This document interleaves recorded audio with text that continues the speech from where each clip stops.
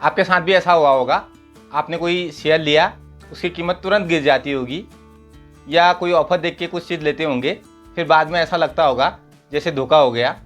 ऐसा सिर्फ आपके साथ नहीं होता, हर रिटेलर के साथ ऐसा होता है, क्योंकि जो बड़े इन्वेस्टर होते हैं वो बाज़ार में सीधे सीधे खरीदारी नहीं करते हैं। एक बात यहाँ पर बहुत महत्वपूर्ण है कि बाज़ार में जो प्राइस कंट्रोल होता है वो बिग मनी के हाथ में होता है। वो जिस पॉइंट पर या जिस जोन पर ख़रीदारी करते हैं या बिकवाली करते हैं, बाज़ार उनकी ख़रीदारी और बिकवाली के हिसाब से मूव करती है।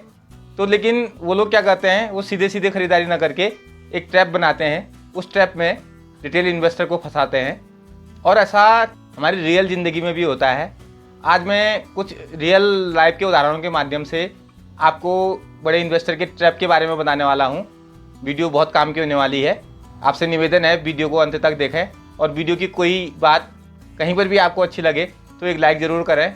आज के वीडियो के माध्यम से मैं बिग मनी के ऐसे 3 ट्रैपों के बारे में बात करने वाला हूँ जिसमें एक रिटेल इन्वेस्टर फंसता है। इसमें पहले प्रकार का ट्रैप है, बिग मनी जो है बाज़ार में झूठी उम्मीद बनवाती है। इसको ऐसे समझते हैं, मान लीजिए आप कोई गाड़ी चला रहे हैं और सामने दूर आपको कोई गड्ढा दिखाई देता है और आपको ये लगता है कि ये गड्ढा तो आसानी से पार हो जाएगा। आप क्या करते हैं, उस गड्ढे के ऊपर गाड़ी चला देते हैं, और जैसे ही उस गड्ढे के ऊपर आप गाड़ी चलाते हैं तो आपको लगता है जैसे आपकी गाड़ी उसके ऊपर गई वैसे ही वो गड्ढा बड़ा होने लगता है और गहरा होने लगता है। अब आपके पास कोई विकल्प नहीं रह जाता, आप कुछ नहीं कर सकते हैं। ठीक इसी प्रकार से मार्केट में भी होता है। बिग इन्वेस्टर क्या करते हैं, वो रिटेल इन्वेस्टर को एक छोटा और आसान मौका दिखाते हैं, और मज़े की बात इसमें ये होती है कि उसमें ऐसा लगता है कि हाँ ये बिल्कुल सही है, वो भरोसा भी दिलवाते हैं उसमें। वे लोग क्या करते हैं, बाज़ार को उस रेंज पर लाकर ऊपर नीचे करते हैं, फिर एक मूव अचानक से ऊपर या नीचे होती है। ऐसा लगता है कि बाज़ार की दिशा अब वही है, और जैसे ही हम उस स्टेज में इंटर करते हैं, रिटेल इन्वेस्टर उस स्टेज में इंटर करता है, वैसे ही मार्केट का सीन बदल जाता है। और ऐसा बाज़ार में एक दिन नहीं, 2 दिन नहीं, बल्कि रोज़ होता है। ये अलग अलग तरीके से होता है, हमें समझ में नहीं आता।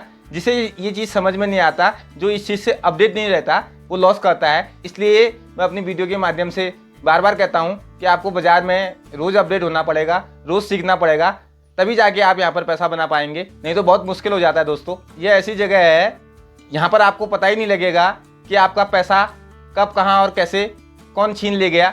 इसलिए कभी भी ऐसा सीन आपको दिखाई देता है तो पहले आपने उसको समझना है। जल्दीबाजी में कभी ट्रेड नहीं करनी है। जल्दीबाजी में जो इस मूवमेंट पे ट्रेड करता है वो निश्चित रूप से फंसता है, एक ट्रैप होता है। दूसरे प्रकार का जो ट्रैप होता है वो है स्टॉप लॉस हंटिंग, छूट के नाम पर धोखा। इसको ऐसे समझिए, आप किसी मॉल में जाते हैं और देखते हैं कि उसके बाहर लिखा है 70% डिस्काउंट।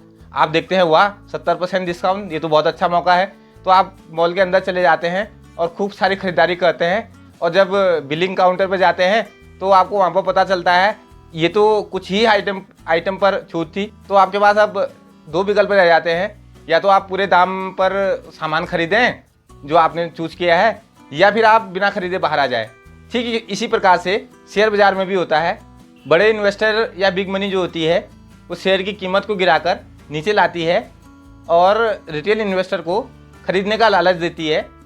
और जब रिटेल इन्वेस्टर उसमें खरीद करता है तो वो क्या करते हैं, वहाँ पर से जहाँ पर हमारी खरीद होती है वहीं से डाउन साइड शुरू कर देते हैं। तो इसमें क्या होता है कि या तो हमारा स्टॉप लॉस हिट हो जाता है या हम डर कर बेच देते हैं, और इस प्रकार का ट्रैप बनाकर बिग मनी हमारा पैसा खींच लेती है। इससे बचने का तरीका है कि हमने इस ऑफर को सोच समझ कर देखना चाहिए, जल्दीबाजी में ट्रेड नहीं लेना चाहिए। स्थिति साफ हो जाए उसके बाद ही ट्रेड में एंटर करें, ये सबसे बढ़िया तरीका होता है।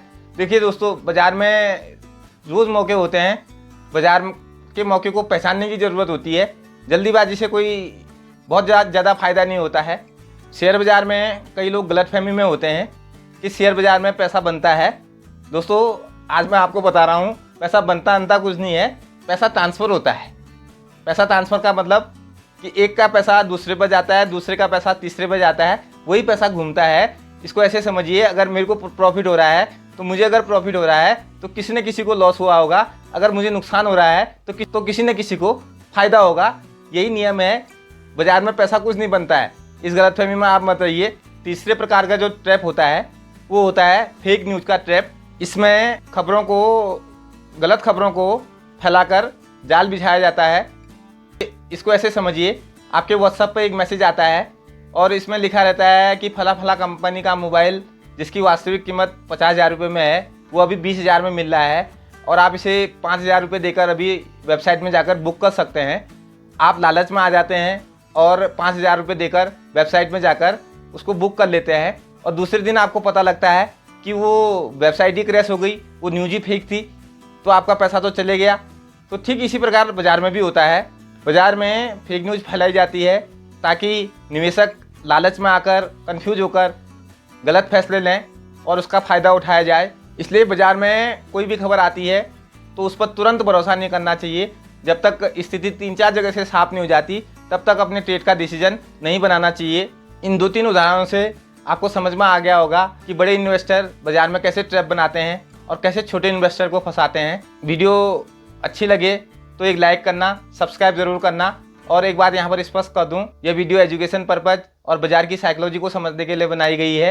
ये निवेश सलाह नहीं है। बहुत बहुत धन्यवाद।